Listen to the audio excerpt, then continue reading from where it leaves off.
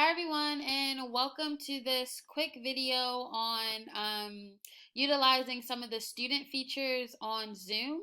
So right now I am logged in as a student. I am waiting on the teacher to start the session. So it's telling me that right now I'm waiting for the host to start the meeting. It tells me what time the meeting starts as well as the name of the meeting.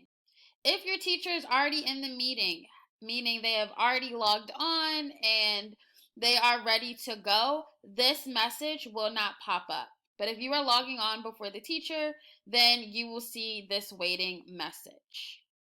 Okay, so now the teacher has logged into the session, so the waiting message is gone.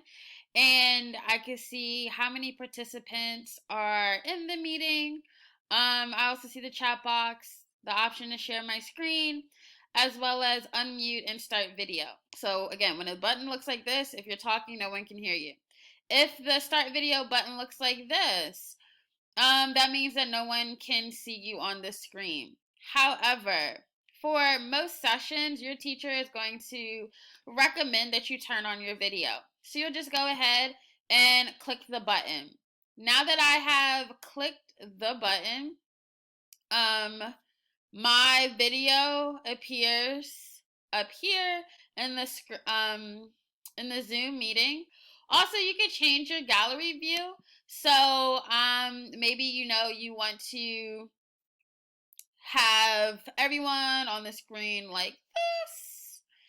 Or you can do speaker view, in which whoever is speaking is the biggest figure on your screen. Okay, now the teacher is sharing some content with me.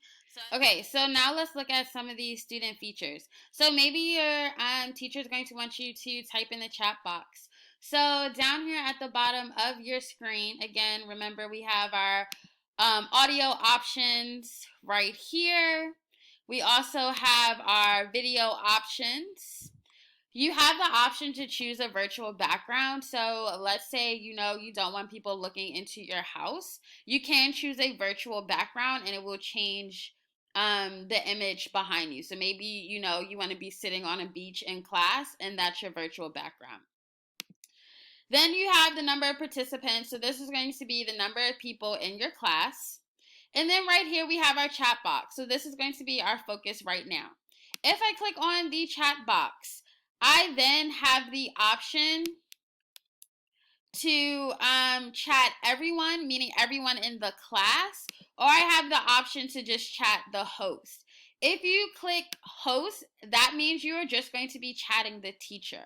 So again, everyone means everyone in the meeting can see what you have to say.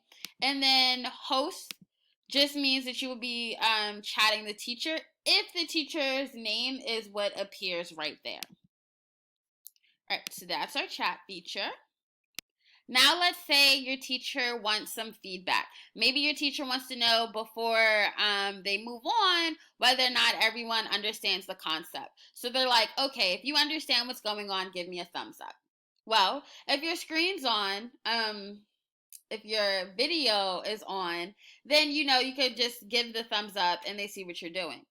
Also, you have the option to come over here to this reactions button, and then you have two options. You have the clapping emoji, clapping hands emoji, and then you have the thumbs up emoji. So if I click that thumbs up emoji, then the thumbs up appears right there in my screen. So either I'm thumbs upping, like actually physically doing it, or I'm hitting that reaction button. Another feature that you might be asked to utilize in the classroom can be found under the participants section. So I'm going to go over here and I'm going to click on participants. Then everyone who is in the class is going to pop up. So I have myself and then I have the host right now in this session who is the teacher. If I scroll to the bottom, or if I look at the bottom of this participants list right here, I now have some options. I have my raise hand button. I have a yes button, a no button, go slower, go faster, and then I have some more options. I have my thumbs up, my thumbs down, so like versus dislike. I have my clapping emoji. I need a break, and then away. So, some ways these might be utilized. Let's say you have a question for the teacher. You can hit your raise the hand button, and that's going to appear in your screen, and the teacher is going to know someone has raised their hand and they have a question. If you no longer have a question, let's say the teacher keeps talking and your question is answered, then you can go ahead and hit that lower hand button and it's going to disappear. Let's say that the teacher has just asked a question and said, if you are ready to move on, please hit yes. If you're not ready to move on, please hit no.